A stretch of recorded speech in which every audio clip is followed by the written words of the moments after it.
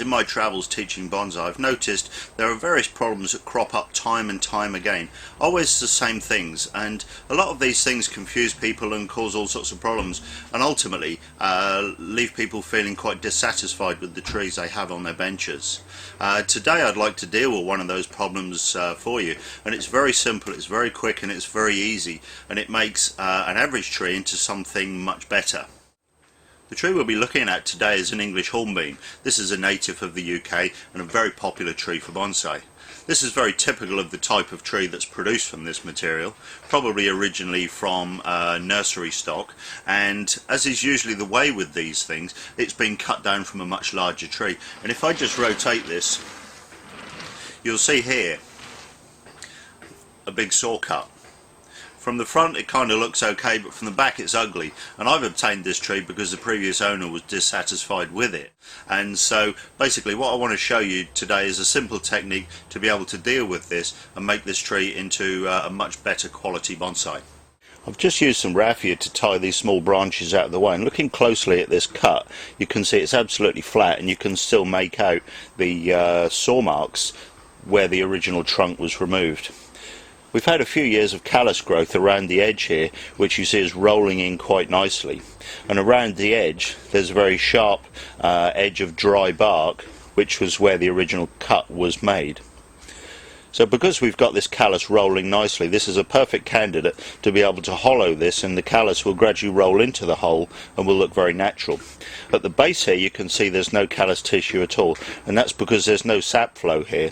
The callus tissue only happens where the sap flow goes past the cut, which is why there's so much callus tissue on either side but nothing at the bottom. So what we're going to do is actually extend this cut downwards and make it slightly larger, and at the same time hollow it out to make it look much more interesting. The first job here is to remove this dry line of old bark with a very sharp knife. You can see there's no green here. This bark is completely dead on the edge. You just remove that till we just touch the green underneath.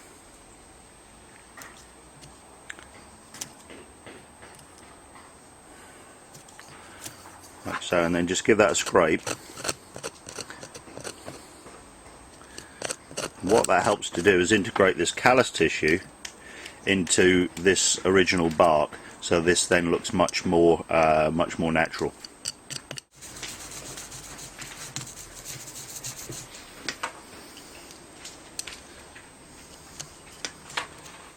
Haven't cleaned the bark around the edges, so the next thing to do is start to remove some of this wood. I could do this with a small tool mounted at a Dremel or something, but for the sake of this demonstration I'm going to be using some larger tools. Now what I have to be careful of is that I remove the wood from the middle, but I don't undermine this bark too carefully, because we do need bark and sapwood to keep this area alive.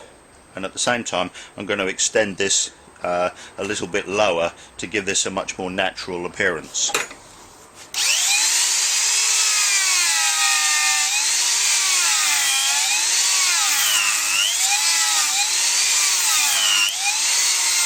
At this point you can see the difference between the wood that's alive and the wood that's dead. Where I've hit this very pale buff coloured wood underneath, that's sapwood and that is still alive, whereas you can see where this cut has happened, the wood has died back underneath. And it's okay to take a small amount of this sapwood away, but we don't want to take too much of it away, because if we do, we'll restrict the sap flow up this extension part of the trunk.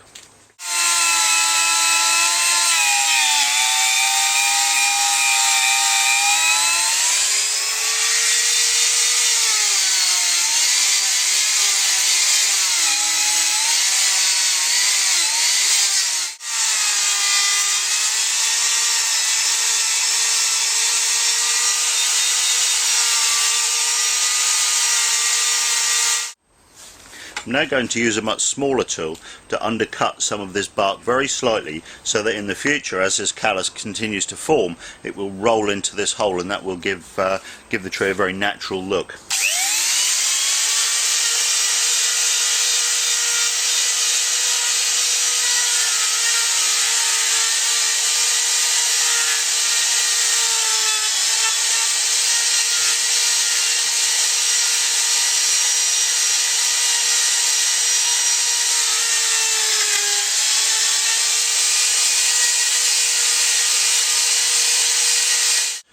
The next part of this operation is going to involve creating a hollow at this point. Here I've got a little piece of wood which I'm going to leave, and then hollow down behind that. That's going to help me to create some shadow and some interest at this point. And because I've got a lot of wood in the other side of the trunk here, I know I can remove a reasonable amount of wood from here safely.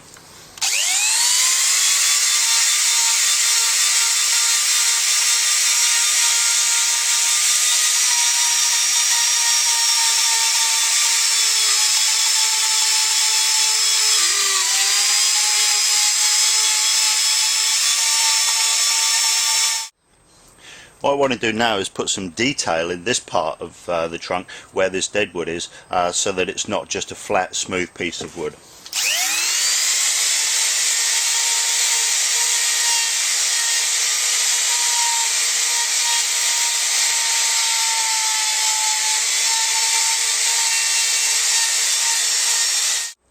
Now the last part of this operation just requires a small hobby tool. Here I'm using a small wire brush, and I'm just going to take all this fibrous material, all this fuzz, away from the wood that we've cut.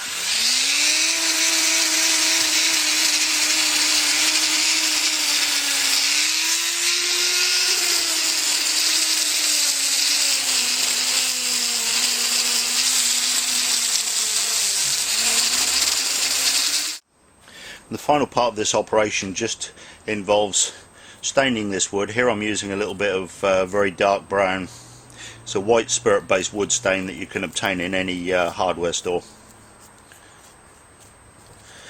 We've made a hollow here which obviously is going to attract some water, and I know that'll bother a lot of people, but any rot that happens in that hole cannot infect the live part of the tree, so it's not going to cause the trunk to collapse or anything else. It's a perfectly natural situation for this type of material to have a hollow inside it naturally which retains water. In time that will just go down into the middle of the tree and find its way out of the bottom, so it really won't cause any problem to this material at all. That black looks a little bit severe, but by the morning that will have dried out and that will just be a nice dark brown. So we've now got a nice natural looking hollow in this tree, which will have some shadow in it, and it kind of fixes that awful saw cut that we had to start with.